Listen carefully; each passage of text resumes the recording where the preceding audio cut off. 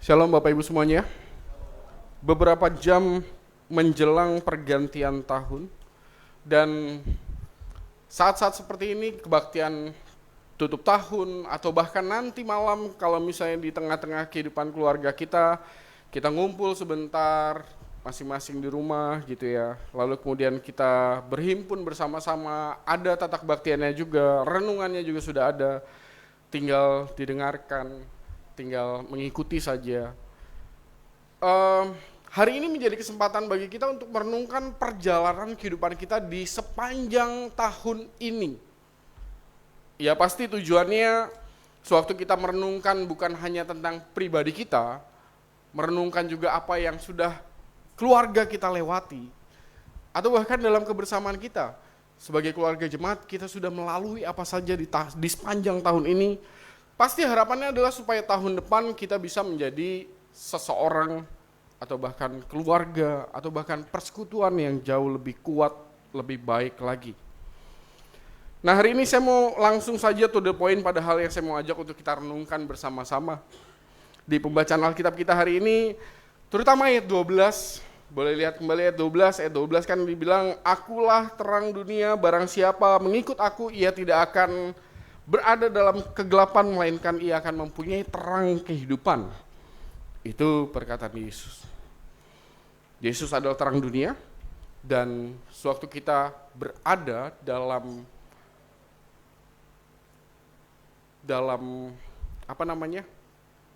penyertaan Kristus, maka kita tidak akan berada dalam kegelapan. Tetapi jika terang itu memang sudah ada dalam kehidupan kita, lalu kenapa kita masih merasa hidup kita ini gelap-gelap aja? Ada yang sempat kepikiran kayak gitu enggak sih? Tuhan, kalau Tuhan memang sayang kepada saya, berita anugerah pengampunan kan gitu, karena begitu besar kasih Allah kepada kita gitu. Kalau Tuhan benar-benar sayang, kenapa kok di sepanjang tahun ini kayaknya hidup saya gelap-gelap aja nih?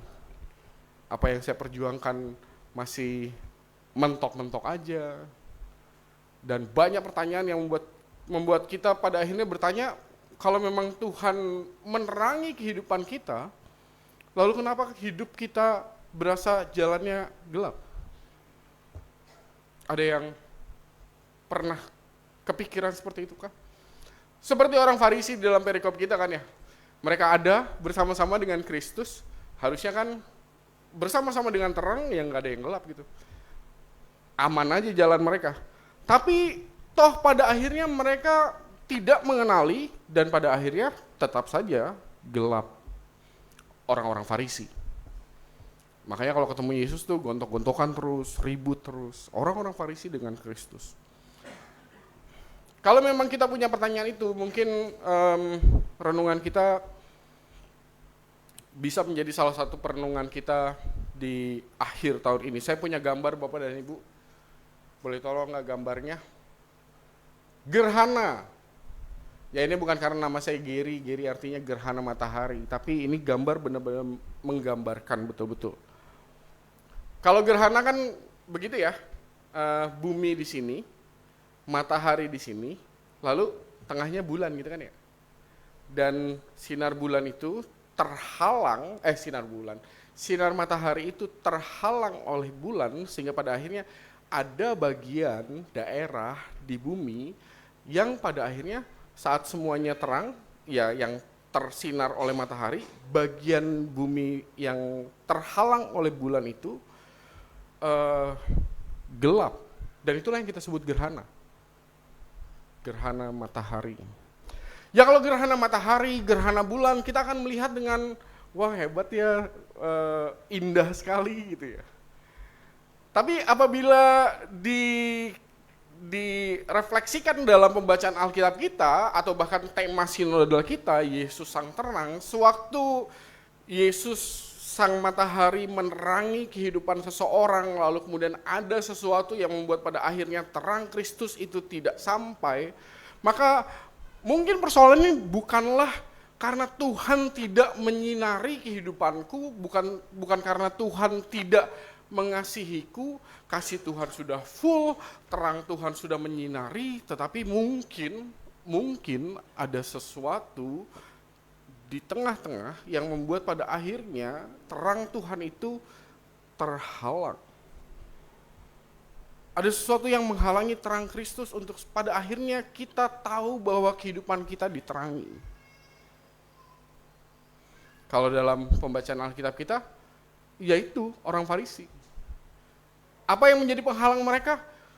Kesombongan mereka. Kita selalu berbicara tentang, kalau di dalam Alkitab kan banyak kita temu ayat orang-orang Farisi, ahli-ahli Taurat itu bawaannya sombong terus. Waktu mereka doa di bait Allah gitu kan ya. Penghalangnya salah satunya kesombongan mereka. Penghalang yang lainnya lagi adalah bagaimana mereka memaknai firman Tuhan, berarti perjanjian lama, berdasarkan apa yang mereka inginkan.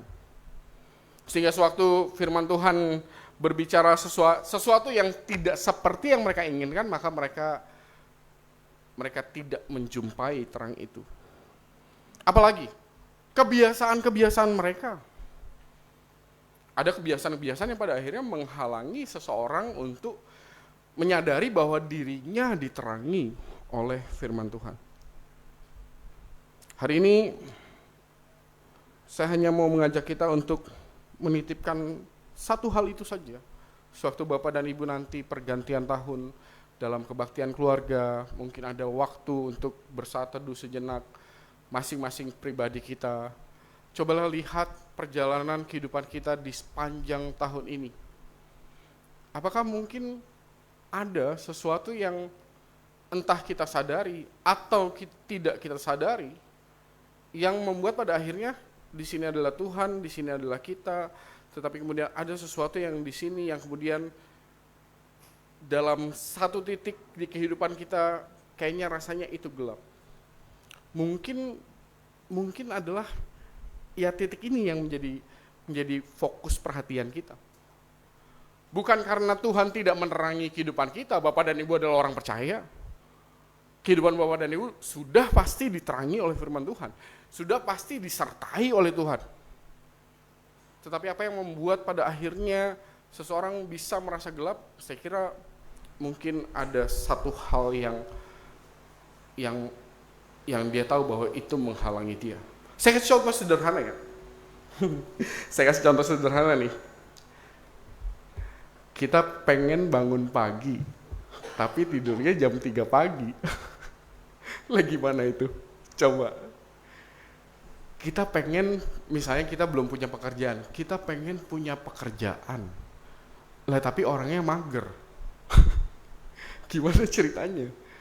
Ada sesuatu yang menjadi penghalang sehingga pada akhirnya bukan salah Tuhan, karena Tuhan menyinari kehidupan setiap orang. Ada sesuatu yang kalau bulan kan sistemnya bumi ya. Ya mungkin ada sesuatu yang dalam sistem kehidupan kita yang membuat pada akhirnya kita nggak ketemu dengan terang itu karena terhalang. Kita ingin punya pekerjaan tapi kita mager, lalu kemudian kita ingin, ya lihatlah apa yang dalam kehidupan kita. Maka hari ini semoga kalau misalnya memang kita ketemu dengan hal-hal yang seperti itu, harapannya adalah kita berdoa kepada Tuhan supaya pada akhirnya kita punya kekuatan untuk tetap berjalan dan kemudian bertemu dengan terang Tuhan itu, dan pada akhirnya sesuatu yang memang sudah dirancangkan Tuhan bagi kehidupan kita, mungkin bukan tahun ini, mungkin tahun depan adalah waktunya. Jadi selamat menyongsong kehidupan yang baru di tahun yang baru.